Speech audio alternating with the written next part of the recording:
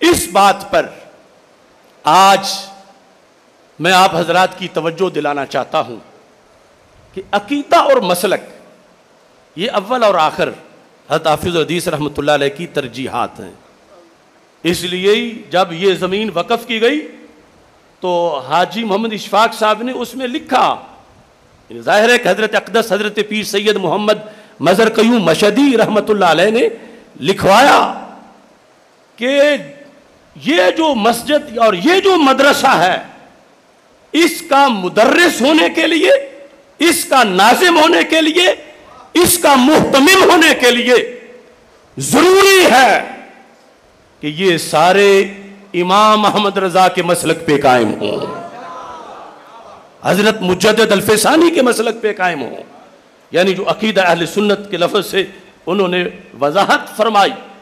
اور جس وقت بھی یہ بھکی شریف کے مرکزی دارالعلوم کے مرکزی گیٹ میں جب ہم بچے تھے اس وقت بھی لکھا ہوا تھا، آج پتہ نہیں کیوں نہیں لکھا گیا، اس میں متفقہ فیصلہ لکھا ہوا تھا کہ جامعہ محمدیہ نوریہ رضویہ بھکی شریف کا مسلک اور یہ فیصلہ ہے کہ اس دارالعلوم کا محتمم، ناظم، مدرس اگر بد عقیدہ ہو جائے تو وہ بد عقیدہ ہوتے ہی اپنے عہدے سے معزول ہو جائے گا. حضرت حافظ الحدیث رحمۃ اللہ علیہ نے کہا قیامت تک جامعہ محمدیہ نوریہ رضویہ بھکی شریف کے محتمم، ناظم اور مدرس کے لیے یہ شرط ہے کہ اس کے عقیدے میں کسی طرح کا کوئی بگاڑ نہ ہو، وہ ایسا ہیرا ہو ایک طرف دیکھیں تو امام احمد رضا بریلوی کی کرن نظر آئے، دوسری طرف دیکھیں تو مجدد الفسانی کا فیض نظر آئے، تیسری طرف دیکھیں تو امام عبدالحق محدث دہلوی کی رونق نظر آئے، چوتھی طرف دیکھیں تو امام فضل حق خیر آبادی کی تجلی نظر آئے. یہ باقاعدہ نام لکھے ہوئے تھے. ہم کسی کا ورثہ چھیننا نہیں چاہتے. ہمارے پاس وہ وراثت ہے جس کو اللہ کے رسول علیہ السلام نے اپنی وراثت کہا. فرمایا علم میرا ورثہ ہے، فمن اخذ بحظ وافر، جس نے بھی پڑھنا ہے میری وراثت لینی ہے زیادہ لے.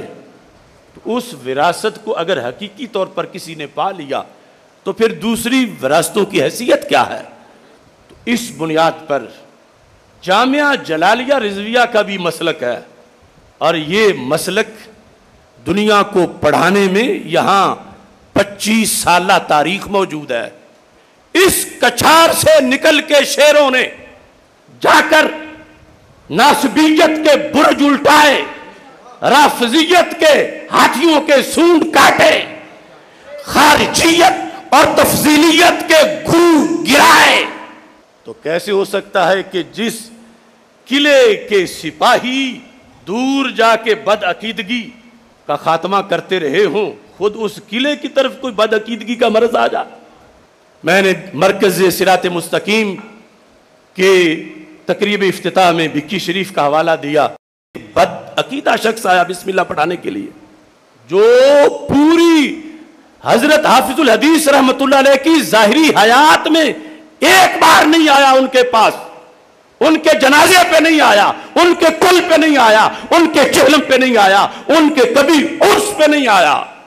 کیونکہ حضرت حافظ الحدیث کے مشن کا وہ باغی تھا.